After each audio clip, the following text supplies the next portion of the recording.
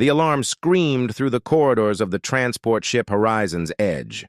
Red lights flashed everywhere as the massive vessel shook violently. In the engine room, sparks flew from broken control panels, while thick smoke filled the air. Kang Wu ran down the hallway, his heavy boots clanging against the metal floor.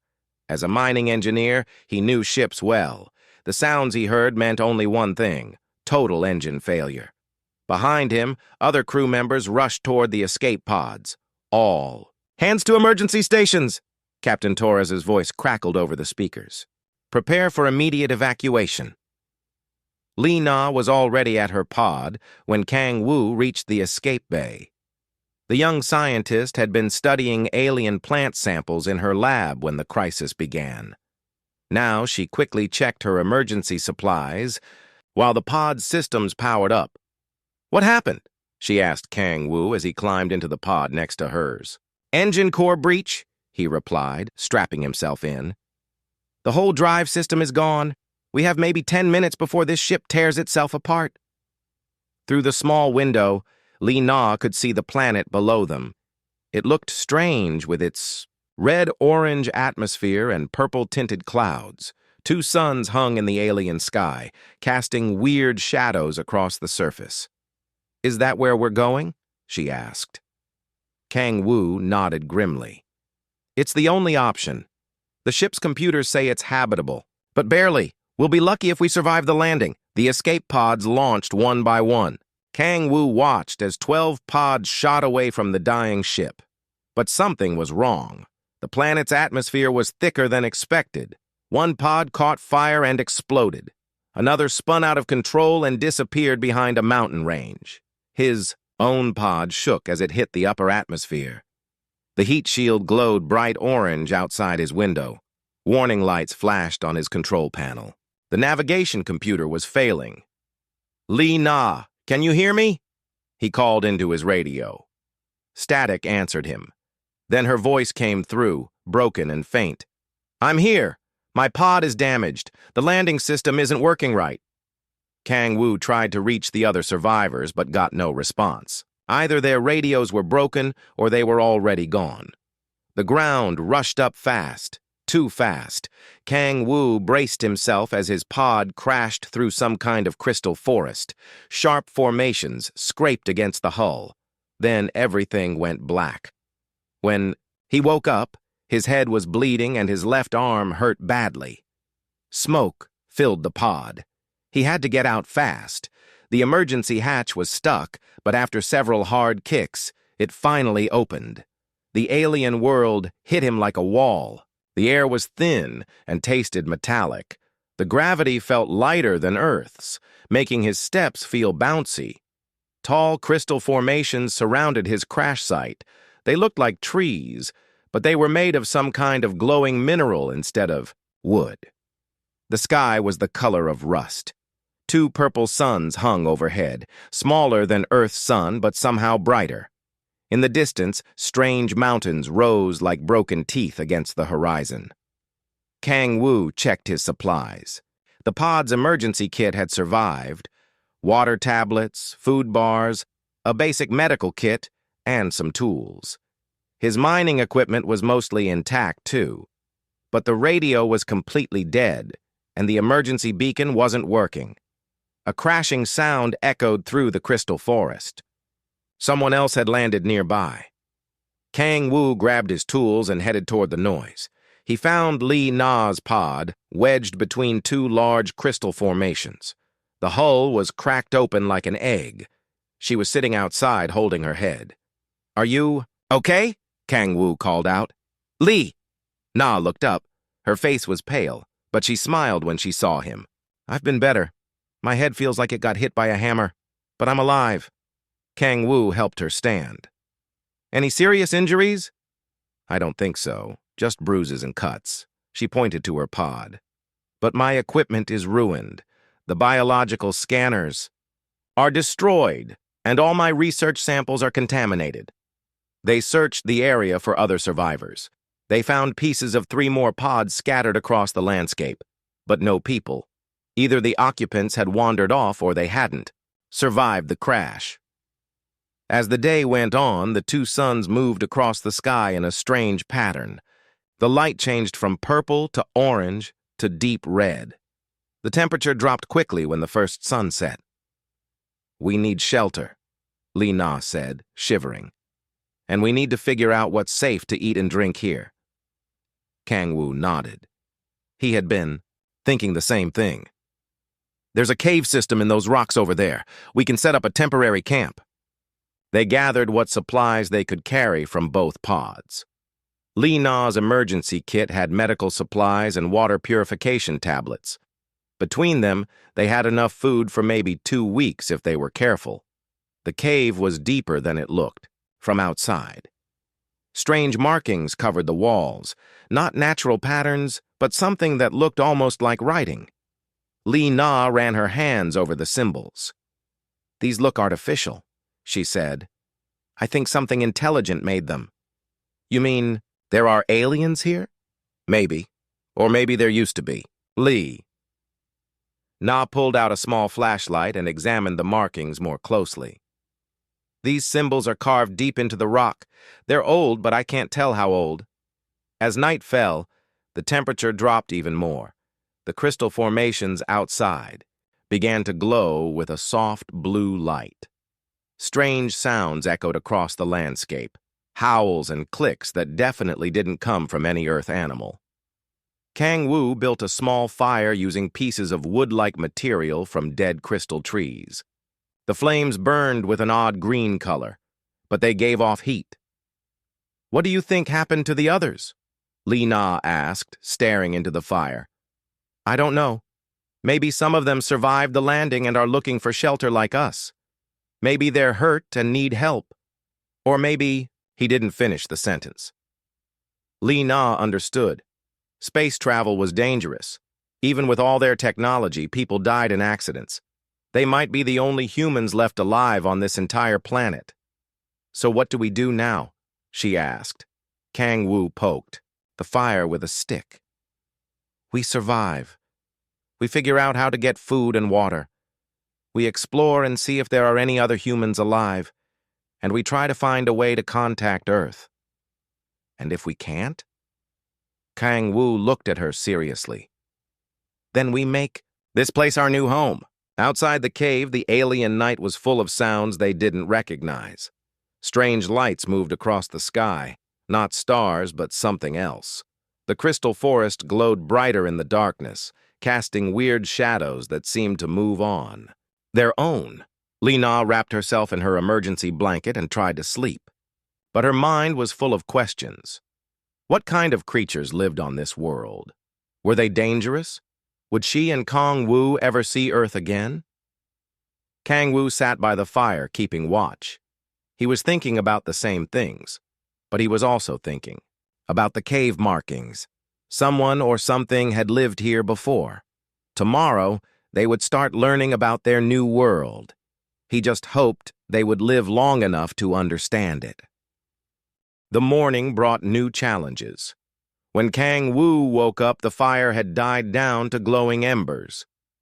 Li Na was already awake, sitting at the cave entrance and watching the sunrise. "Look at this," she said, pointing outside. The crystal formations had changed during the night. What looked like dead trees yesterday now pulsed with soft light. Some of the crystals had grown new branches, reaching toward the two purple suns. "They're alive," Li Na whispered. "Not plants like we know them, but some kind of living crystal organism." Kang Wu joined her at the cave mouth. "That's impossible. Crystals can't be alive." "On Earth, maybe. But this isn't Earth." Li Na pulled out a small notebook and started drawing what she saw. Everything we know about biology might be wrong here. They ate a quick breakfast of emergency food bars and purified water. The taste was awful, but it would keep them alive. Kang Wu wanted to explore the area and look for more supplies from their crashed pods. "We need to be careful," Li Na warned. "We don't know what kind of animals live here, or if the air is really safe to breathe long term." They left the cave. Together, carrying improvised weapons, Kang Wu had a heavy wrench. and Li Na carried a sharp piece of metal from her pod. The crystal forest was quiet except for a low humming sound that seemed to come from everywhere at once. Near Li Na's crashed pod, they found something new, footprints in the soft ground, but they weren't human footprints. They were much larger, with what looked like 3 long toes and sharp claw marks. Something was here during the night, Kang Wu said, kneeling to examine the tracks. Something big. Li Na measured the prints with her hand.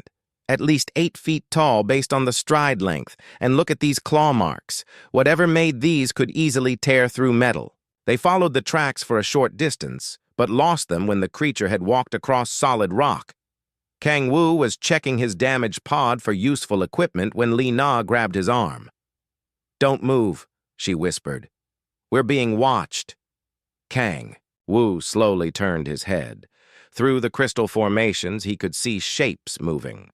Tall figures that walked upright but moved in a way that seemed wrong somehow. Their skin looked hard and shiny like insect shells. "How many?" he asked quietly. "I count 6. Maybe more behind the trees." The figures stepped into the open. Kang Wu's breath caught in his throat. They were definitely not human. Each creature stood about 8 feet tall with long, thin bodies, covered in dark, chitinous armor.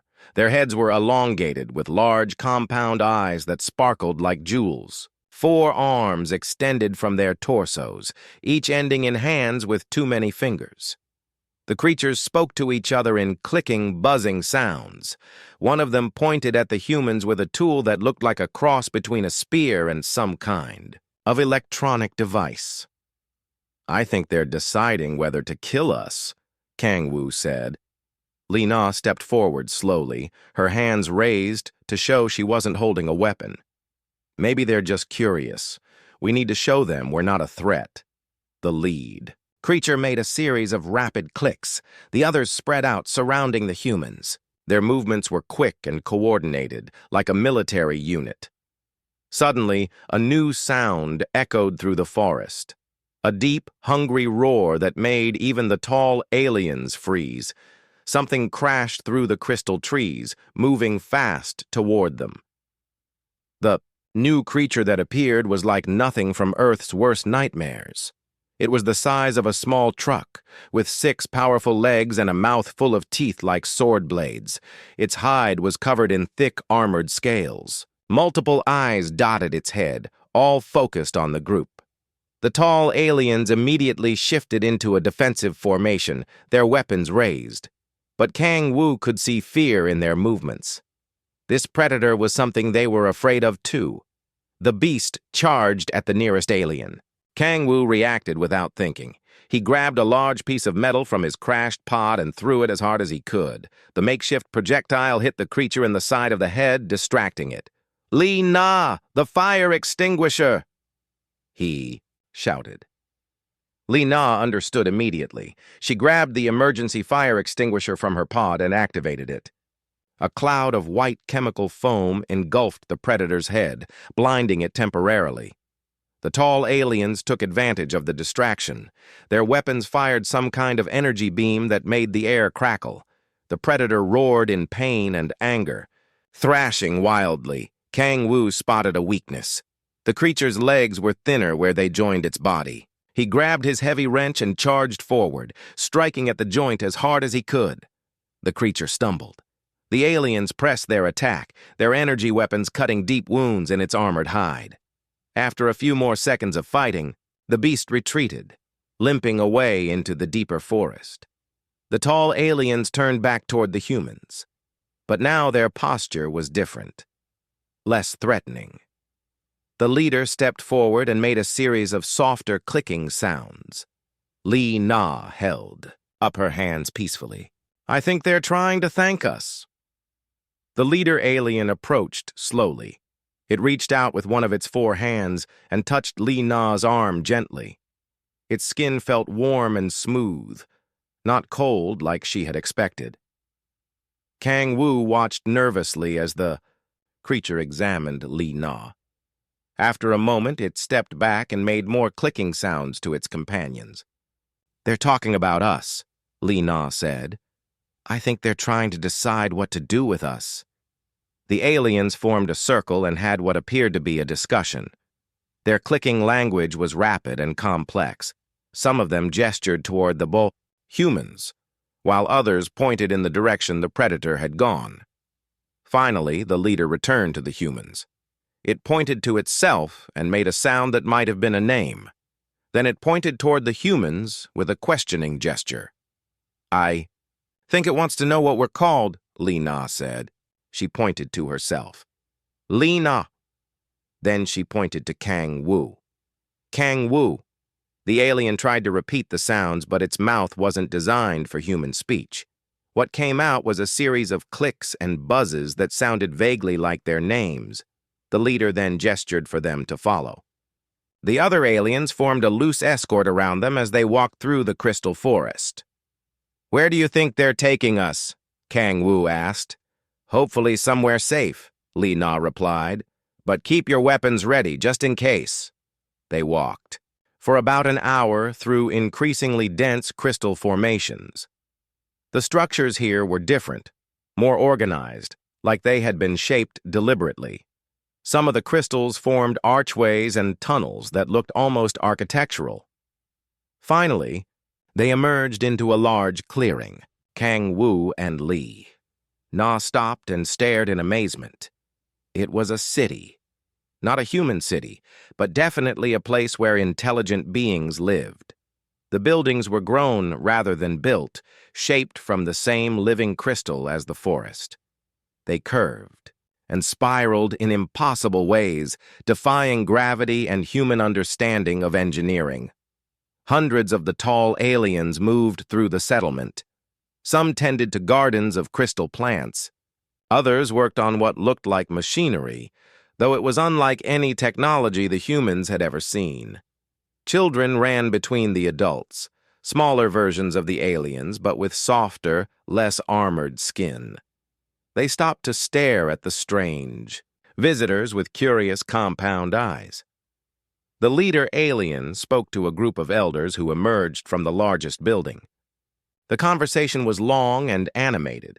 Some of the elders gestured aggressively toward the humans, while others seemed more welcoming. "I think we're the subject of a debate," Li Na observed. "The question is whether they're debating how to help us or how to cook us." Kang Wu replied grimly. After what felt like hours, the discussion ended. The leader alien returned to them and made a series of gestures that seemed to indicate they should stay in one area of the settlement. A group of younger aliens brought them food, strange fruits that glowed softly and tasted like a mixture of honey and metal. The flavor was weird, but Li Na's biological training told her it was probably safe. As night fell, the humans were given shelter in a small crystal structure. It was basic but comfortable, with soft bedding made from some kind of plant fiber. "Well," Lena said, settling down for the night, "this isn't how I imagined my first contact with alien life would go." Kang Wu nodded. "At least they haven't killed us yet. That's something." Outside their shelter, they could hear the alien city settling down for the night.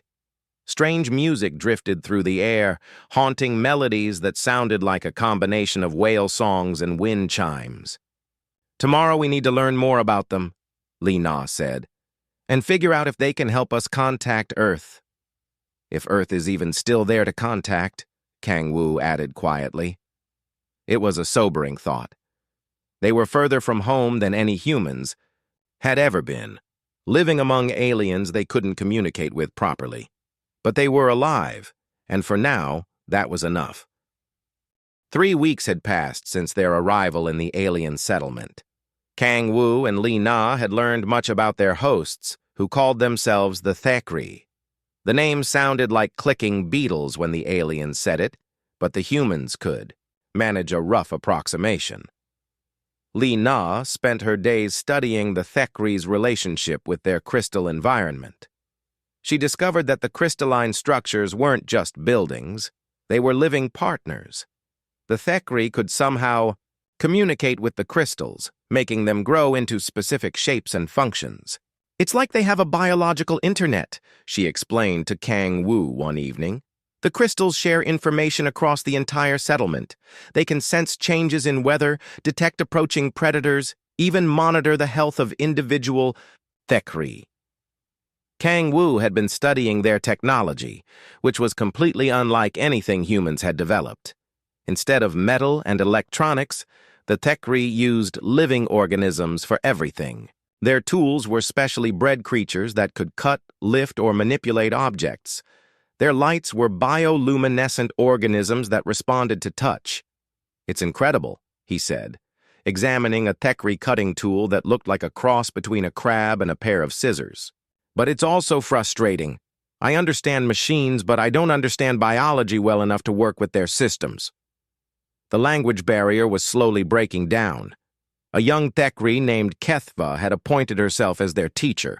She was smaller than the adults, with lighter-colored armor and more flexible features. Through gestures, pictures drawn in the dirt, and constant repetition, she was teaching them basic Thekri words. "Velthar," she said, pointing to a drawing of the predator that had attacked them on their first day.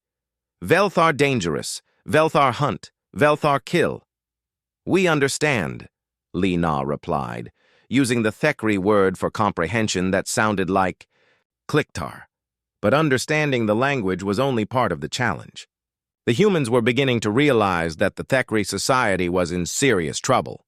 The problem became clear during their 4th week in the settlement. Li Na noticed that many of the adult Thekri looked sick. Their usually bright compound eyes were dull, and their movements were slower than normal. Some had stopped eating entirely. "What's wrong with them?" she asked Kethva. The young Thekri's response was a long, complex explanation that involved many words the humans didn't know yet. But the meaning was clear enough. The Thekri were dying. Li Na spent days observing the settlement's food production. The Thekri grew their food in crystal gardens, where specially cultivated organisms fed on light from the 2 suns. But something was wrong with the process. Many of the food organisms were withering and dying. "It's some kind of blight," she told Kang Wu. "A disease that's killing their food sources, and without enough food, the adult Thekri can't complete their reproductive cycle." The situation was worse than just a food shortage. Li Na learned that Thekri reproduction was incredibly complex. The adults needed to consume specific nutrients at precise times during their mating season, or they couldn't produce viable offspring. The blight was destroying exactly the organisms that provided those nutrients. "How long do they have?" Kang Wu asked. "At the current rate of decline, maybe 2 years before the population drops below sustainability levels. After that, they'll face extinction within a generation." The humans tried to discuss solutions with the Thekri elders, but they faced resistance. The elder caste was extremely conservative, bound by traditions that had governed their society for thousands of years. Any suggestion for change was met with suspicion and hostility. "We've always grown food this way," the chief elder, Narthek, explained through Kethva's translation. "The old ways are sacred. To change them would anger the crystal spirits." Li Na understood the problem. The Thekri had developed their agricultural methods over millennia, creating a stable system that had supported their civilization for countless generations. But stability had become stagnation. When the blight appeared, they had no way to adapt quickly enough to survive. Meanwhile, Kang Wu was learning about another threat. The planet experienced massive storm systems called glass winds that occurred every few months. During these storms, the wind carried sharp crystal particles that could cut through anything caught in the open. "The next glass wind comes in 6 weeks, Kethva explained, her clicks and gestures conveying urgency.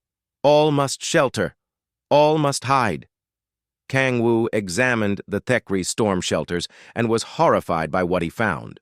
The structures were ancient, barely maintained, and completely inadequate for protecting the population. Many had cracks and weak points that would fail under the stress of a major storm.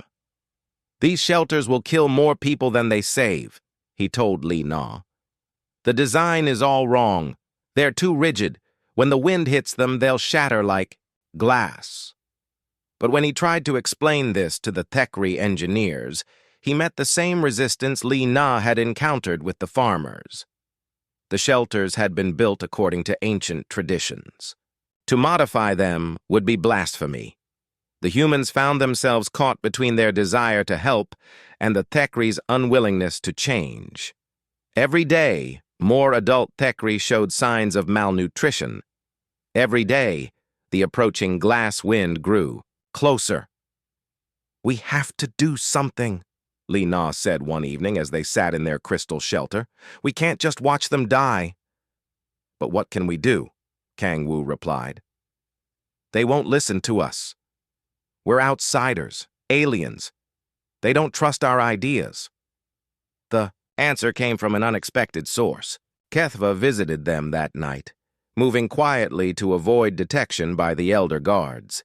She brought with her a small group of young Thekri, all of whom looked at the humans with hopeful compound eyes.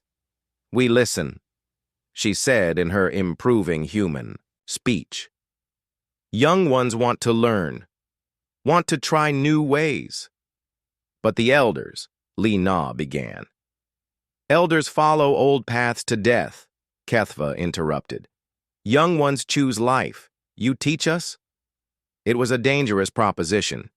If the elders discovered that the humans were teaching forbidden knowledge to the young Thekri, there could be serious consequences. But the alternative was watching an entire civilization collapse.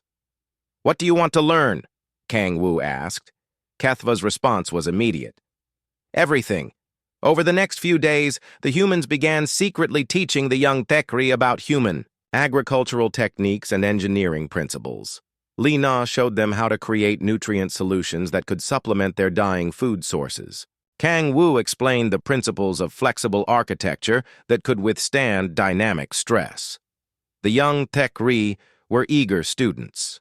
Their minds worked differently than humans, but they were incredibly intelligent and adaptable.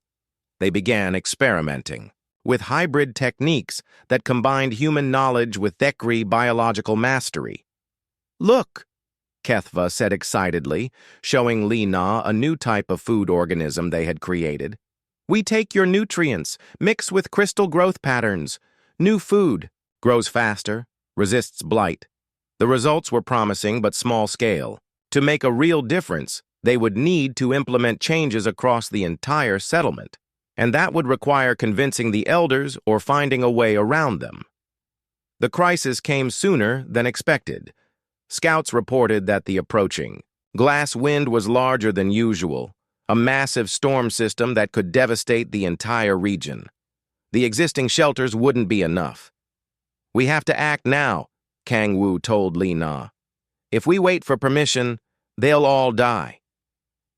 That night, while the elders slept, the humans and their young Thekri allies began working on emergency shelter modifications. Using salvaged materials from the crashed pods and innovative bioengineering techniques, they started building flexible support structures that could protect the existing shelters from collapse. They worked in secret, racing against time as the storm approached. The sky was already changing color, and the wind was beginning to pick up crystal particles that sparkled ominously in the light of the two purple suns. "Will it work?" Kethva asked, as they finished the last modifications. Kang Wu looked at their improvised storm protection system. It was unlike anything he had ever built before, a fusion of human engineering and alien biology that shouldn't have been possible. "I honestly don't know," he admitted, "but it's better than doing nothing." Li Na was working on the food crisis from another angle. She had identified several native organisms that could potentially serve as backup nutrition sources. If the Thekri could overcome their dietary taboos, these organisms could provide the nutrients needed for successful reproduction.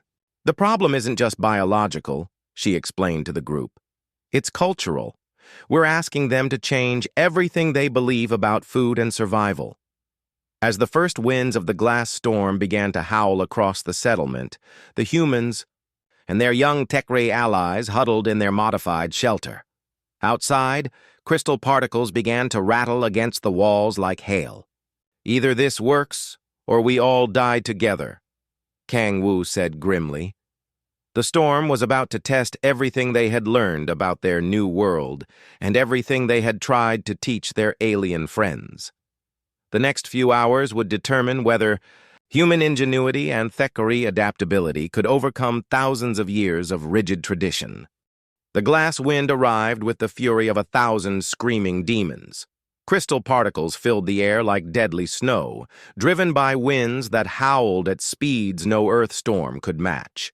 The modified shelters groaned and flexed under the assault. But they held. Kang Wu pressed his ear against the wall of their shelter, listening to the sound of the storm. The flexible support beams he had designed were working exactly as planned, bending with the wind instead of fighting it. Around the settlement, he could hear other shelters doing the same.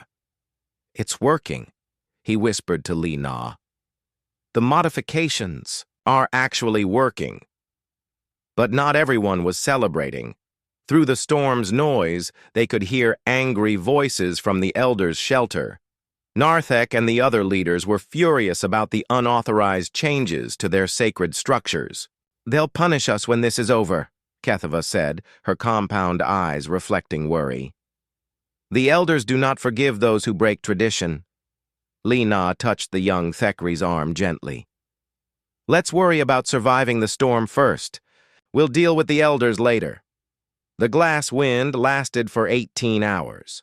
When it finally passed, the settlement emerged to survey the damage. The results were remarkable. Not a single shelter had collapsed completely. Some of the older, unmodified structures had suffered damage, but the flexible support systems had prevented total destruction. More importantly, no one had died. The aftermath, however, brought new challenges. Narthek summoned the humans and their young Thekri allies to the central gathering chamber. The old leader's armor was darker than usual, a sign of deep anger in Thekri body language. "You have violated our sacred ways," he clicked accusingly, pointing at the humans with all 4 arms. "You have corrupted our youth with forbidden knowledge. You have shown disrespect for traditions that have protected us for millennia." Kang Wu stepped forward. His Thekri language skills were still limited, but he had learned enough to make himself understood. "We saved lives. No one died in storm. Modifications worked." "That is not the point," Narthek replied. "You have disrupted the natural order. The crystal spirits will be angry. They will punish us for this blasphemy." Li Na joined the conversation. "Your people are dying from the food blight. Your shelters were failing. We only wanted to help." "Help?" The elder's voice rose to an angry screech. "You offer corruption disguised as aid. Your ways are not our ways. We reject them." Kethva spoke up from behind the humans. "Elder Narthek, the storm would have killed many without the human modifications. My clutch siblings would have died in the children's shelter if not for the flexible supports. Then perhaps death would have been preferable to dishonor," Narthek replied coldly. The statement shocked everyone in the chamber, including several of the other elders. To suggest that death was preferable to accepting help violated even the most conservative Thekri values. "You go too far, Narthek," said another elder, Velkara. "The humans fought beside us against the Velthar. They have shown respect for our customs. Perhaps we should listen to their ideas." "Never!" Narthek's armor flashed red with rage. "I will not allow our pure ways to be contaminated by alien thinking. The humans must leave our settlement immediately." "And go where?" Kang Wu asked. "You know there are dangerous predators outside the settlement. You would send us to die." "That is not my concern," Narthek replied. "You should have considered the consequences before violating our traditions." The confrontation might have escalated further, but it was interrupted by urgent news. A scout rushed into the chamber with disturbing reports from the agricultural sectors. "The blight has worsened," the scout clicked rapidly. 3 more growing chambers have failed completely. The food stores are nearly exhausted. Velkara turned to address the assembly. "How long can we survive on our remaining supplies?" "Perhaps 2 weeks if we ration carefully," the scout replied. "But without a solution to the blight, we face starvation." Li Na saw her opportunity. "I've been studying your agricultural systems. I think I know what's causing the blight and how to fix it. More alien corruption," Narthek snarled. "I will not hear it." But Velkara was interested.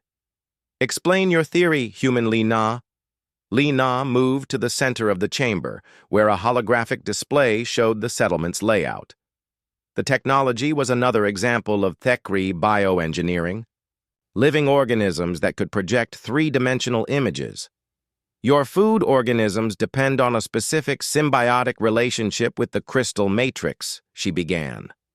"But the matrix has become contaminated with waste products that accumulate over time. The traditional cleaning methods can't remove these toxins anymore." She gestured to areas on the display where the blight was worst. "See how the contamination follows the nutrient flow patterns? It's like a poison spreading through your agricultural system." "And you claim to have a solution?" Velkara asked. "Not a complete solution, but a treatment method.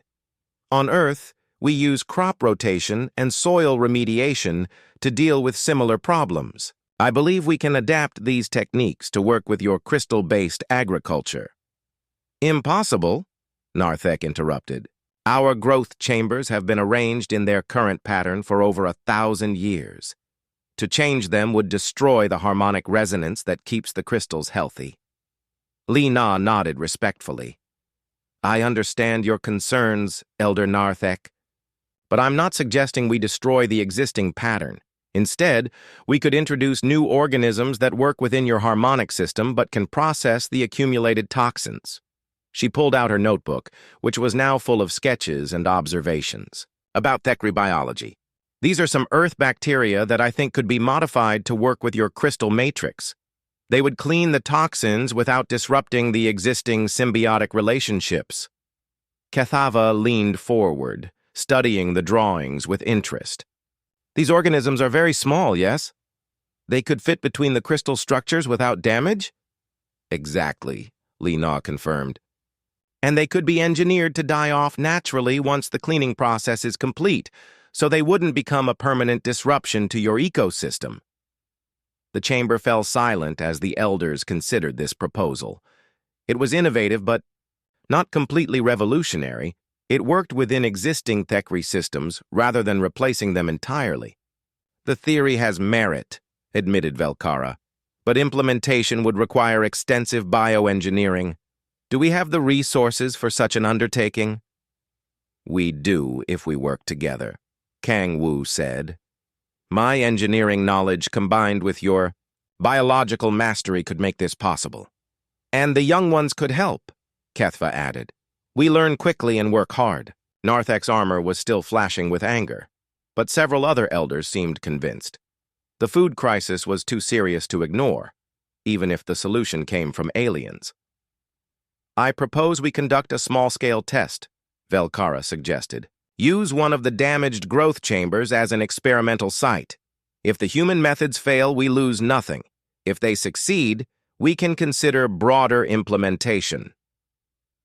The proposal was put to a formal vote. The result was close. 7 elders in favor, 5 opposed, with Narthek abstaining in protest. But it was enough to authorize the experiment. Over the next week, Li Na worked closely with Thekri bioengineers to develop the cleaning organisms. The process was fascinating and challenging. She had to learn to think like the Thekri, understanding how they viewed biological systems as partners rather than tools. Meanwhile, Kang Wu helped design new support structures for the agricultural chambers that could handle the stress of bioremediation. His mining experience proved valuable in understanding how to work within the existing crystal matrix without damaging it. The young Thekri threw themselves into the project with enthusiasm. They served as translators, assistants, and students, all at once. Their adaptability impressed both humans daily. Your species has an amazing capacity for change, Li Na told Kethva as they worked together to prepare the test organisms. Much more than your elders give you credit for. Change is life, Kethva replied. Elders forget this sometimes. They fear change because they remember when change brought danger, but now, not changing brings more danger. The test was scheduled to begin in the most damaged agricultural chamber. The area was almost completely barren, with only a few struggling food organisms clinging to life among the contaminated crystals. As they prepared to introduce the cleaning organisms, Narthek appeared with a group of traditionalist followers. His armor was bright red with fury. "I will not permit this desecration to proceed," he declared. "Guards, arrest the humans and their collaborators." But when the guards approached, they hesitated. Many of them had family members who had been saved by the storm shelter modifications. Others were worried about the food shortage and hoped the experiment might provide a solution. "Elder Narthek," one of the guards said respectfully, "the Council of Elders has approved this test. We cannot act against their decision." "Then you are all traitors to our sacred traditions," Narthek snarled. He turned to address the growing crowd of Tekri who had gathered to watch the experiment. "Mark this day well. Today we abandon the wisdom of our ancestors for the false promises of aliens. Today begins the end of everything we have built." With that dramatic pronouncement, he stalked away, taking his most loyal followers with him. The results of the bioremediation experiment exceeded everyone's expectations. Within 3 days, the contaminated crystal matrix began to clear. The cleaning organisms were working exactly as Li Na had predicted, processing toxins without, damaging the delicate symbiotic relationships that kept the Tekri agriculture functioning. By the end of the first week, new food organisms had begun to grow in areas that had been barren for months. The success was undeniable, even to the most skeptical observers. "The contamination levels have dropped by 60%, reported Sekthor, the chief agricultural engineer. "If this rate of improvement continues, we could have full production restored within a month." The news spread quickly through the settlement. Hungry Tekri, who had been facing starvation, suddenly had hope for survival. The mood in the Crystal City changed from despair to cautious optimism, but Narthek was not pleased with these developments. "This success will only encourage more contamination of our ways," he told his followers during a secret meeting in the oldest part of the settlement. "The humans must be stopped before they corrupt our entire civilization." His words found support among the most traditional Thekri, particularly the elder castes who had built their authority on maintaining ancient customs. They began to organize resistance to what they saw as dangerous foreign influence. Meanwhile, the younger Thekri were embracing change with enthusiasm. Kethva had become an unofficial leader among them, organizing study groups where they could learn more about human science and engineering. "We want to understand everything," she told Kang Wu and Li Na during one of these sessions. "Your mathematics, your physics, your methods of problem solving, all of it could help our people." The humans found themselves teaching impromptu classes on subjects ranging from basic chemistry to structural engineering. The young Tekori were brilliant students, often making connections that even surprised their teachers. "They think differently than we do," Li Na observed to Kang Wu. "But that's actually an advantage. They see solutions we would never consider."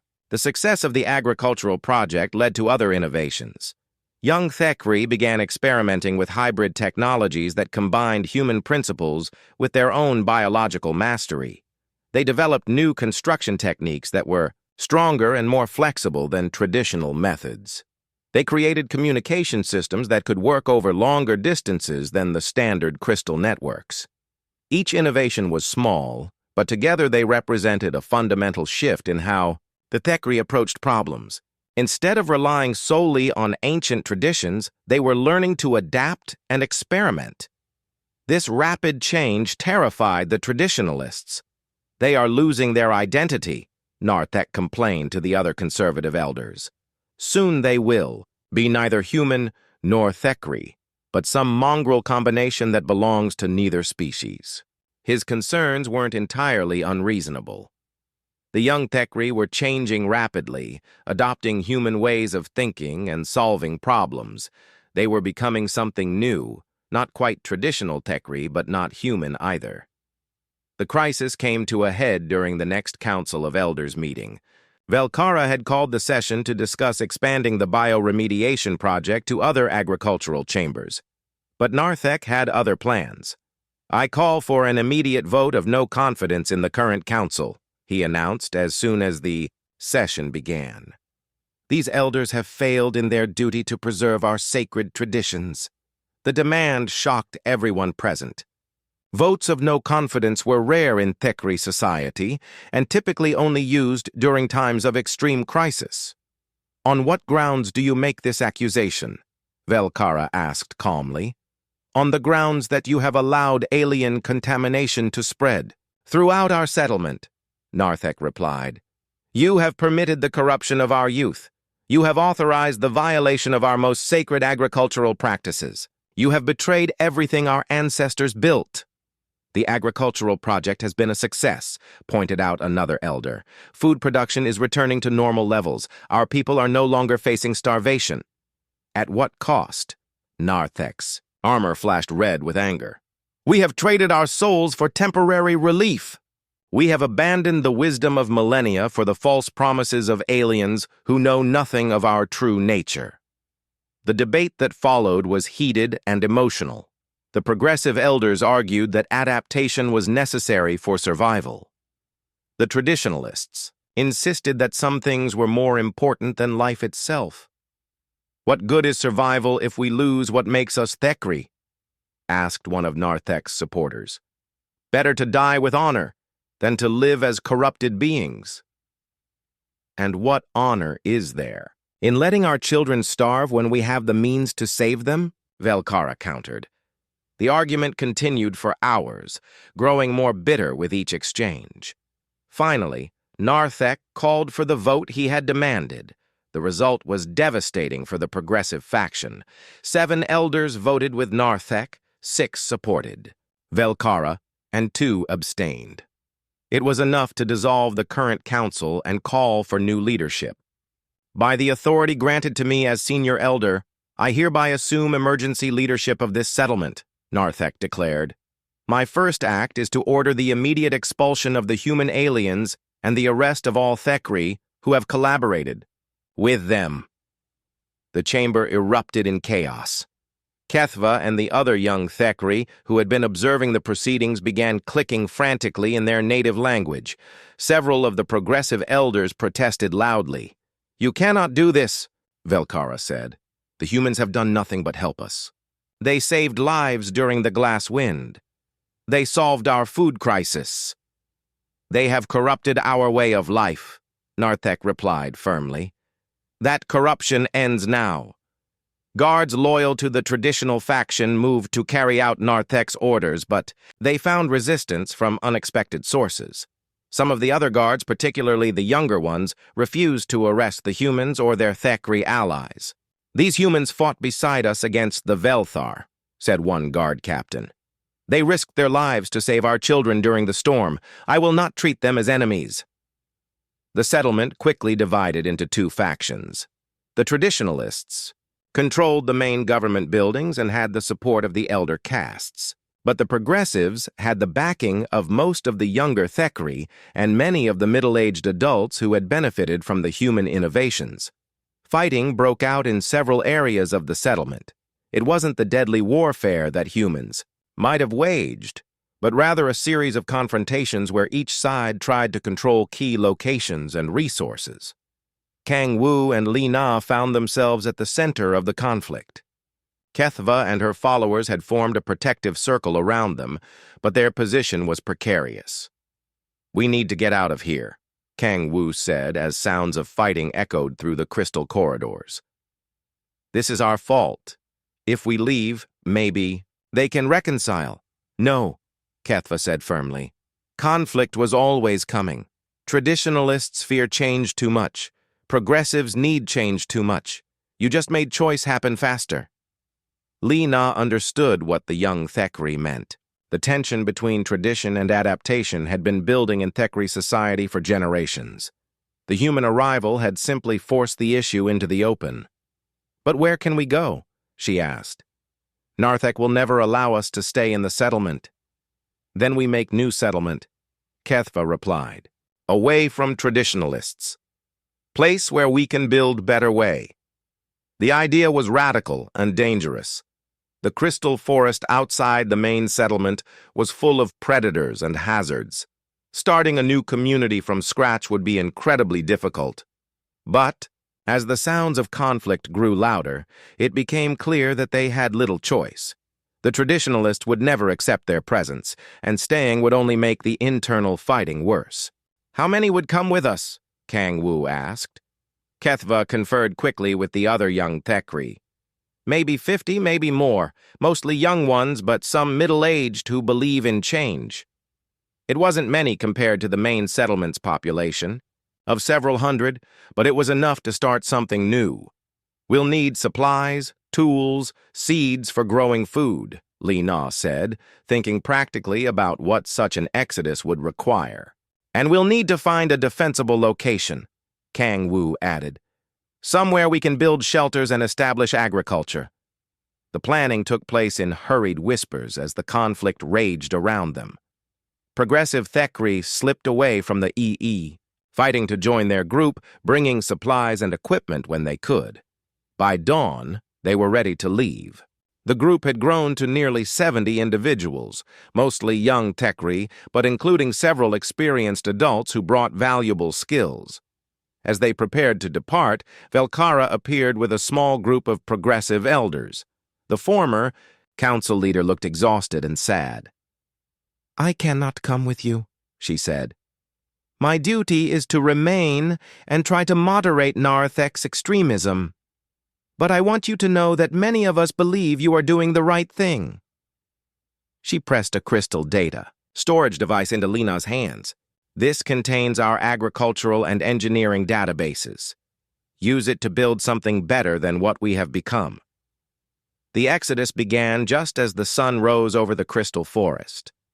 73 individuals, 2 humans, and 71 Thekri, walking away from the only home most of them had ever known.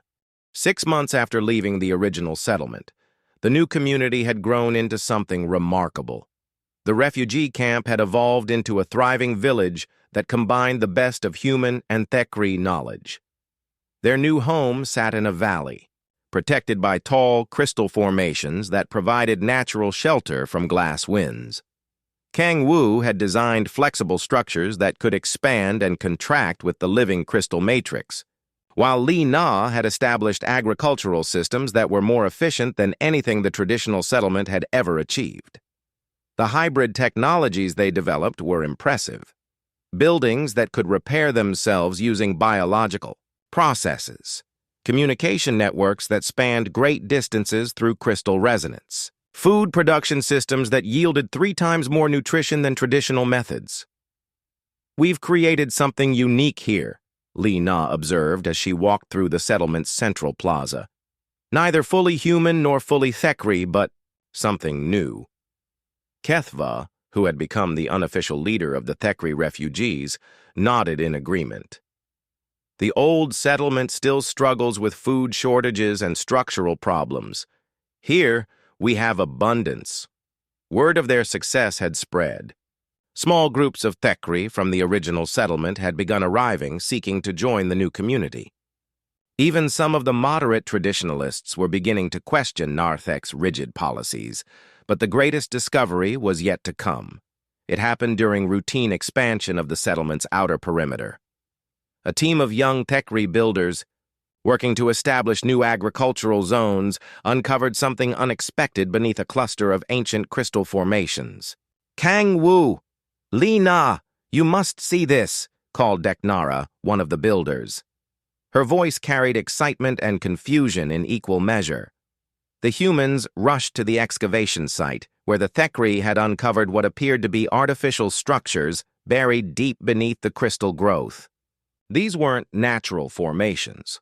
They were clearly manufactured, with smooth surfaces and geometric patterns unlike anything in the surrounding environment. "How old do you think these are?" Kang Wu asked, running his hands over the exposed surfaces.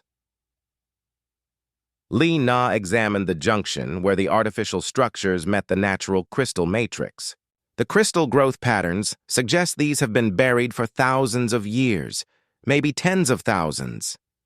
They organized a careful excavation using both human archaeological techniques and Thekri biological methods to clear away the accumulated crystal growth.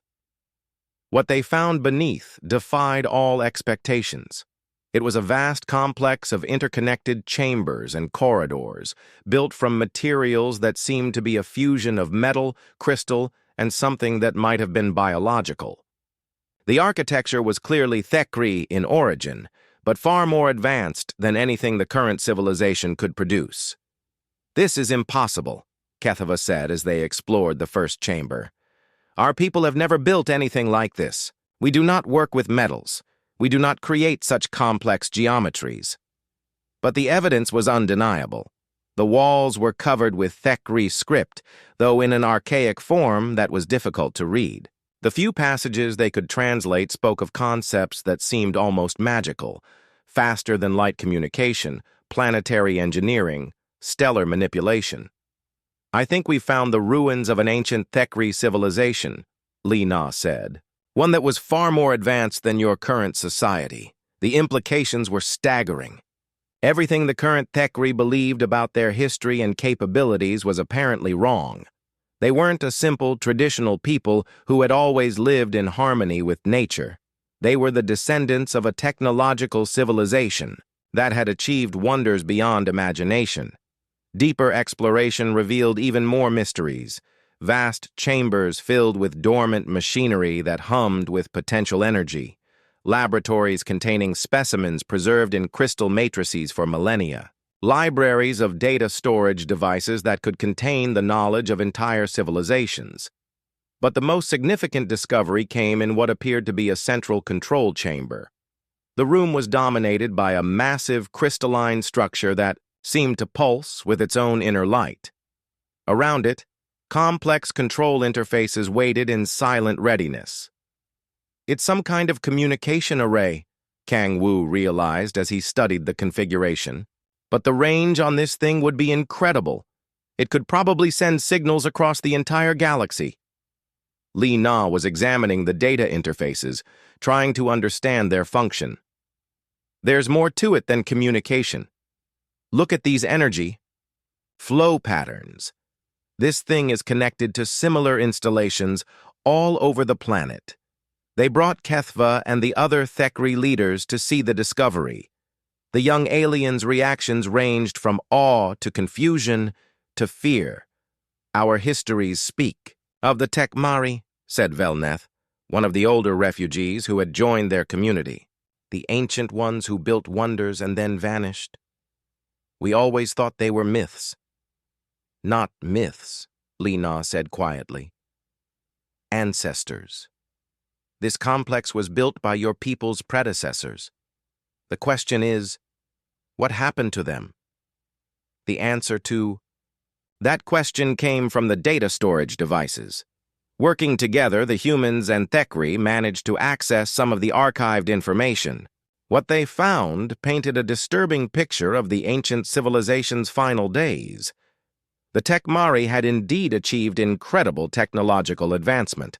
They had built cities that floated in the sky, spacecraft that could travel between stars, and planetary defense systems that could repel any threat. But their civilization had become stagnant and complacent. When a cosmic catastrophe threatened their world, a massive solar flare that would strip away the planet's atmosphere, the Tekmari found themselves unable to respond effectively. Their technology had become so complex that few understood how it worked. Their society had become so specialized that they couldn't adapt quickly to new challenges. "They forgot how to change," Kethva said sadly as they read the historical records. "Just like the traditionalists in our settlement, they became so focused on maintaining their achievements that they lost the ability to grow." The ancient records showed that a small group of Tekmari had tried to preserve their knowledge and technology for future generations. They had built hidden installations like this one, designed to remain dormant until their descendants were ready to reclaim their heritage. But something had gone wrong. The transition systems had failed, and most of the ancient knowledge had been lost. The Tekmari civilization had collapsed, leaving only scattered survivors who gradually forgot their origins and developed the simpler, more traditional society that existed today. "So our people were once great," Velneth said, "and we became small and fearful. We chose tradition over progress because we forgot how to be great." Li Na placed a comforting hand on the elderly Thekri's shoulder. "But now you have a chance to reclaim that greatness. This installation is still functional. The knowledge is still here, waiting to be rediscovered." The discovery raised profound questions about the future of both communities. The technology in the ancient complex could solve many of the problems facing the Thekri, not just food production and shelter, but fundamental issues of population growth, resource management, and planetary defense. But it also presented enormous risks. The records made clear that the Tekmari's downfall had come from becoming too dependent on technology they didn't fully understand. Simply reactivating ancient systems without proper knowledge could lead to disaster. "We need to approach this carefully," Kang Wu warned. "This technology is incredibly powerful, but we've seen what happens when a civilization becomes too dependent on systems they can't maintain." Kethva agreed. "We must learn, not just use. We must understand, not just activate. We must grow into this knowledge instead of simply taking it." They established research teams that combined human scientific methods with Thekri biological intuition. The ancient complex became a school where both species worked together to unlock the secrets of the past. The process was slow and often frustrating.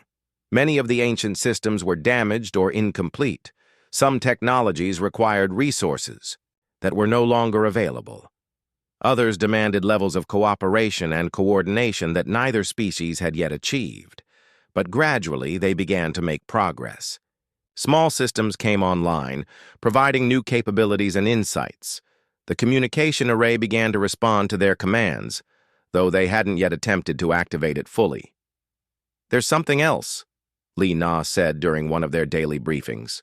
"The communication array isn't just for talking to other planets. It's part of a planetary defense network." She displayed her findings on a crystal projection system they had repaired. The ancient records describe a grid of installations like this one, all connected through deep planetary resonance patterns.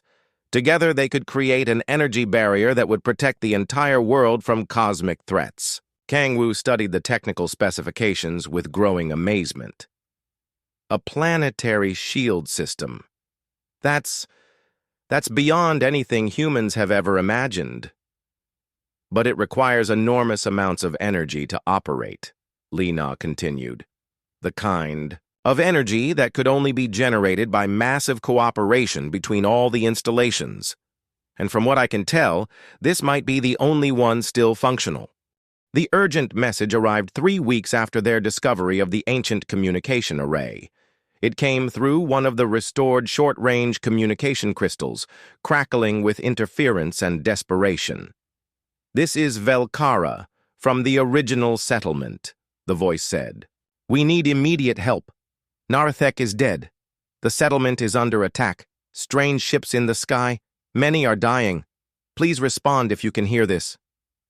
Kang Wu and Li Na exchanged shocked looks. Despite their differences with the traditionalist faction, the original settlement was still home to thousands of Thekri, including many who had been kind to them during their early days on the planet. "We have to help them," Li Na said immediately. Kethva had been listening to the transmission with growing alarm. "Ships in sky means outsiders, other species, not Thekri. This is very dangerous." They gathered the leadership council of their new settlement to discuss the crisis. The group included both humans and the most experienced Thekri refugees, representing all aspects of their hybrid community. "What kind of ships?" asked Dek Nara, their chief engineer. "Military, exploratory, commercial?" "Unknown," Kethva replied. "But if they attack settlement, probably military, probably hostile." Velneth, the eldest of their community, spoke up with a trembling voice. "The ancient records mention this. Ships from beyond the stars, coming to take what belongs to others. The Tekmari faced such threats before the Great Failure. Li Na accessed the historical data they had recovered from the ancient complex. According to these records, the planet was attacked several times by raiders from other star systems. The planetary defense network was built specifically to repel such invasions.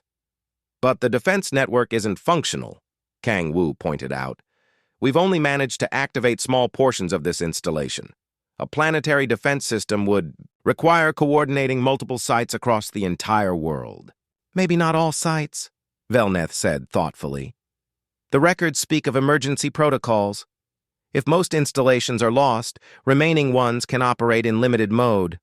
Less powerful, but still functional. They spent the next several hours poring over the ancient technical manuals, trying to understand the emergency procedures. The documentation was fragmentary and written in archaic Thekri that was difficult to translate, but gradually a picture emerged. The planetary defense system could operate on a reduced scale if necessary. Instead of protecting the entire world, it could create localized shield barriers around specific areas. The energy requirements were still enormous, but potentially manageable with their single installation. "There's a catch," Li Na said as she worked through the power calculations. "To generate enough energy for even a localized defense barrier, we would need to overload the main reactor core. The ancient records suggest this process would be dangerous."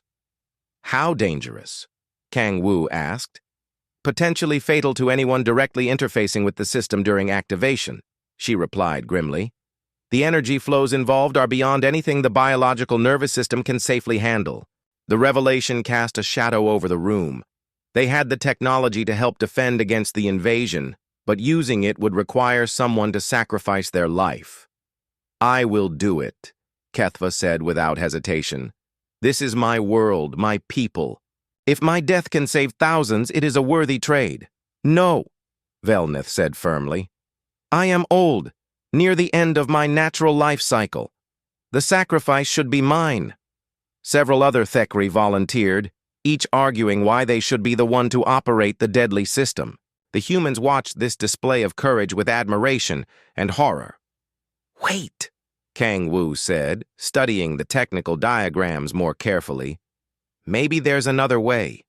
What if we could distribute the energy load across multiple operators?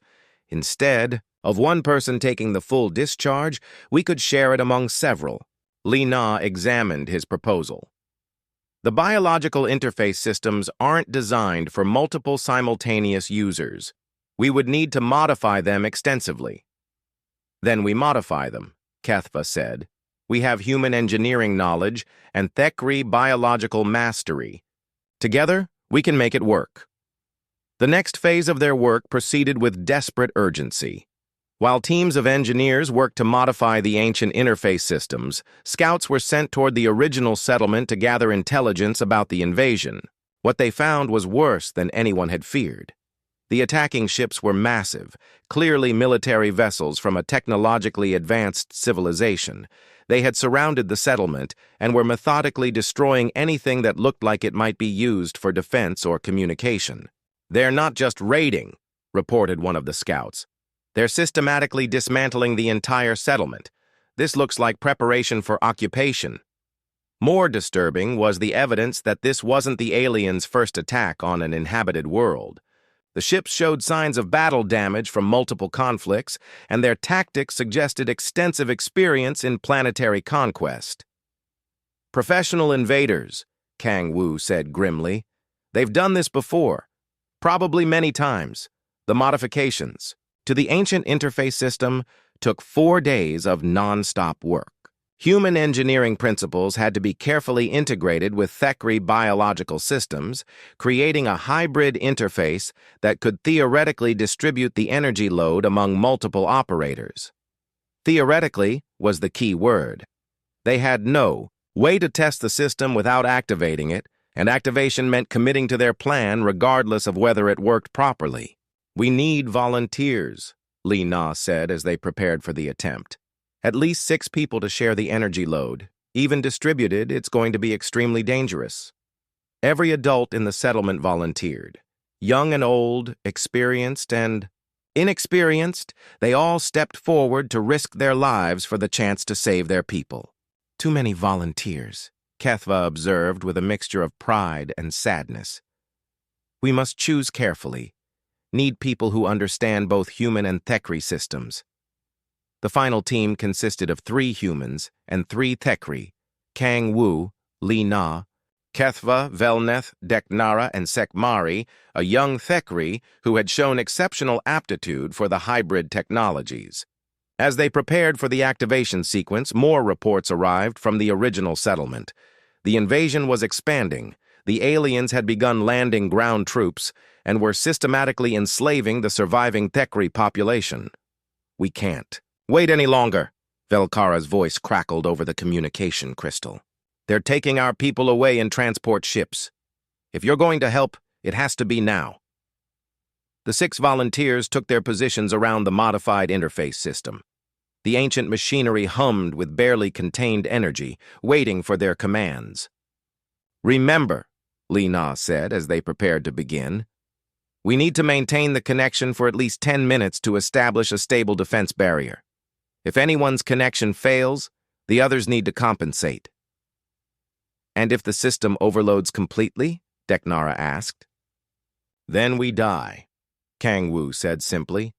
"But the settlement might survive, and that's what matters." The activation sequence began slowly. Each operator placed their hands on the biological interface nodes, feeling the ancient systems respond to their neural patterns. The energy flow started as a gentle tingle, then gradually increased in intensity. "Power levels rising," Li Na reported, her voice already strained from the neural feedback. 20%, 30%. We need to reach 60% for minimum barrier strength." As the energy flow increased, the physical stress on the operators became severe. The biological interfaces were designed to work with Thekri nervous systems, and even with modifications, the humans were suffering significant pain from the incompatible connection. 40%, Kang Wu gasped. "System integrity holding, neural feedback within tolerable limits." But as they reached 50% power, problems began to emerge. Velneth, the eldest of the group, was showing signs of severe neural stress. His elderly nervous system couldn't handle the energy flow as well as the younger operators. "I'm losing connection stability," he warned. "Neural patterns becoming erratic." "Hold on," Kethva urged, "almost at minimum threshold." 55%, Li Na reported. "Barrier formation beginning. I can see the energy field starting to manifest." Through the ancient complex's viewing systems, they could see a translucent dome of energy beginning to form over the distant original settlement. The attacking ships immediately responded, concentrating their fire on the barrier and trying to break through. 60% achieved, Sekmari announced. Barrier stable and holding against enemy fire. But the triumph was short-lived. The strain of maintaining the barrier was taking a terrible toll on the operators. Velneth collapsed, his neural patterns overloaded beyond recovery. The other 5 had to compensate for his lost connection, increasing the load on their already stressed systems. "Neural damage accumulating," Deknara warned. "I don't think we can maintain this for 10 minutes." Through the viewing systems, they could see that the barrier was working. The alien ships were unable to penetrate the energy shield, and their ground troops were retreating to avoid being trapped inside the protected area. But the cost was becoming catastrophic. One by one, the operators were approaching the limits of their biological tolerance. Sekmari was the next. The mission to activate the 5 remaining ancient installations began at dawn. 5 teams, each consisting of both humans and Thekri volunteers, spread out across the planet to reach the sites identified in the ancient star maps. Kang Wu led, the team heading to the northern installation, hidden beneath what appeared to be a natural mountain range. Despite his neural damage from the previous operation, he insisted on participating in the mission. Someone has to coordinate the technical aspects, he argued.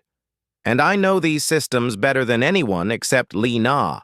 Li Na herself was leading the team to the most distant installation, located on a remote island continent. Her injuries had left her with permanent tremors in her hands, but her mind remained sharp and focused. Remember, she told all the teams before they departed, we need simultaneous activation within a 30-minute window.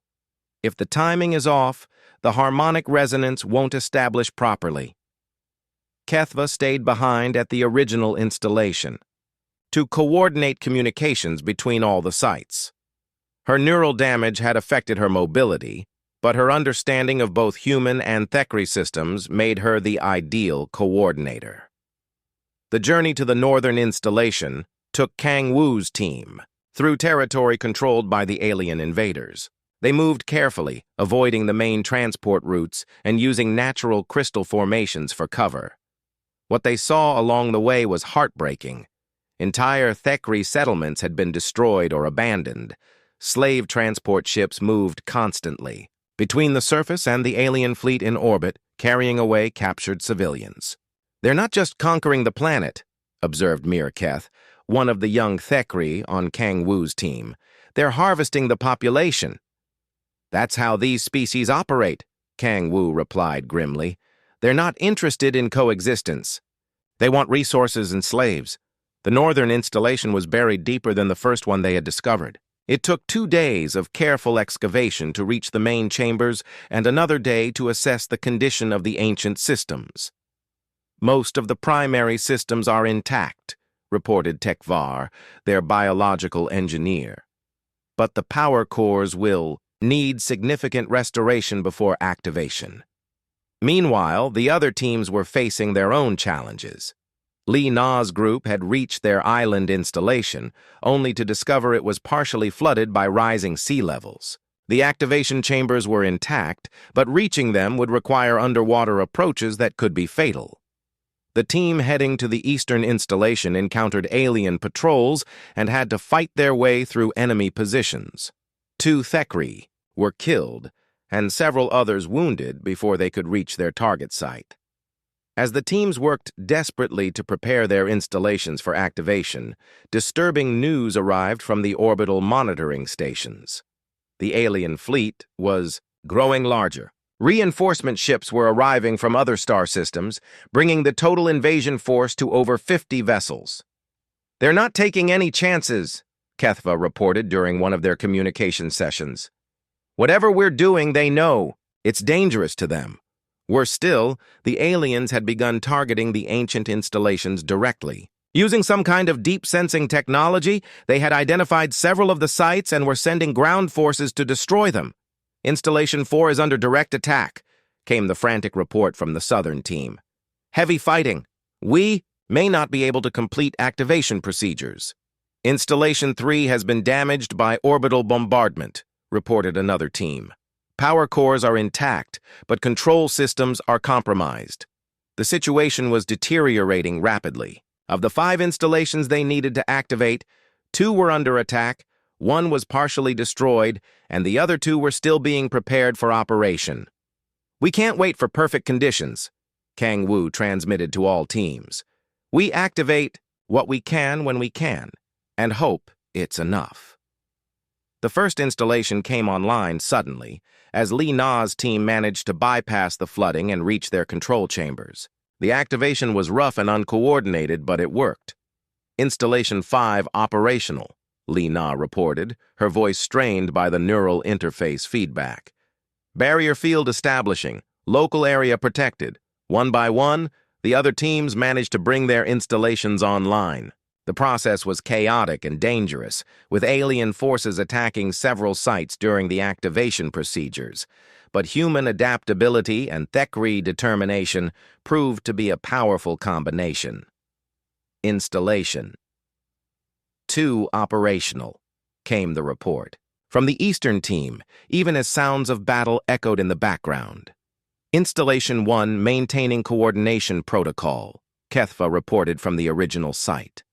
But they were still 1 installation short of minimum planetary coverage. Installation 3, damaged by the orbital bombardment, remained offline despite desperate repair efforts. "We need that 5th installation," Kang Wu said as he completed the activation of Installation 4. 4 installations can provide regional protection, but not planetary-scale defense. The solution came from an unexpected source. Velkara, the former elder from the original settlement, contacted them with crucial information. "There is a 6th installation," she transmitted. "Hidden, beneath the capital city." The elders knew of its existence but considered it too dangerous to acknowledge. "Why dangerous?" HFY asked. "Because it was the master control node for the entire network. Activating it would give complete control over all planetary defense systems. In the wrong hands, it could be used to destroy rather than protect. The master control installation was located directly beneath the largest Thekri city, which was now heavily occupied by alien forces. Reaching it would require fighting through layers of enemy defenses, and activation would need to be accomplished, while under direct assault. "I'll go," Kang Wu volunteered immediately. "I know the systems well enough to handle the master controls." "Not alone," HFY said firmly. "This requires both human and Thekri knowledge. I'm coming with you." The infiltration of the capital city was a nightmare of urban warfare. Alien patrols moved constantly through the streets, while overhead, combat ships maintained aerial surveillance. But the Thekri resistance, inspired by the successful defense of other settlements, provided crucial support. The tunnel networks beneath the city are still controlled by our people, explained Norvek, a resistance leader. "We can get you close to the installation, but the final approach will be heavily defended." The underground journey took 6 hours, moving through maintenance tunnels and natural cave systems that connected to the city's foundation. When they finally reached the master installation, they found something that took their breath away. The chamber was enormous, easily 10 times larger than any of the other installations. The central control system was a massive crystal formation that pulsed with energy patterns visible to the naked eye.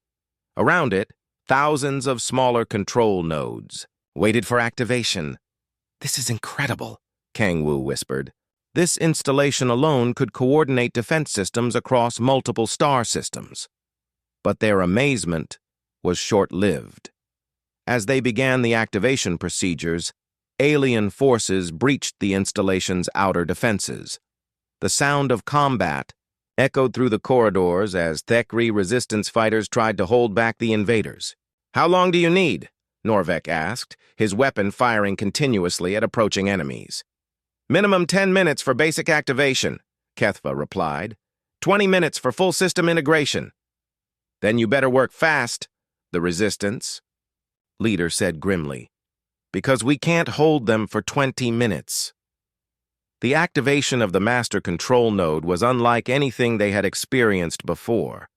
The energy flows were massive, requiring both operators to maintain constant neural interfaces while coordinating with the other 4 installations across the planet. "Master control online," Kang Wu reported as the ancient systems responded to their commands. "Integrating with remote installations. Integration successful. Planetary defense network fully operational." Through the master control interface, they could see the entire planet's defense status. The energy barrier was forming, a translucent shell of protective force that would make the world invulnerable to any external attack. But the alien fleet wasn't giving up without a fight. As the planetary barrier strengthened, the enemy ships concentrated all their firepower on specific points, trying to create breaches they could exploit. They're focusing their attack on the northern quadrant, Kethva observed. Attempting to overload Installation 4. Compensating with master control, Kang Wu replied, his hands moving across the ancient interfaces with growing confidence. Redistributing energy flows to strengthen that sector. The battle in space was magnificent and terrible to watch. 50 alien warships, each capable of destroying entire cities, hammered uselessly against the energy barrier while the planet's defense systems pulsed with power that dwarfed their attacks. After 4 hours of futile assault, the alien fleet began to withdraw. Enemy ships departing the system, came reports from the orbital monitoring stations, all vessels showing retreat vectors. The planetary defense network had worked. The Thekri world was safe. But as the celebrations began, Kang Wu and Li, Na made a discovery that changed everything. Hidden within the master control node's databases was a communication log from Earth.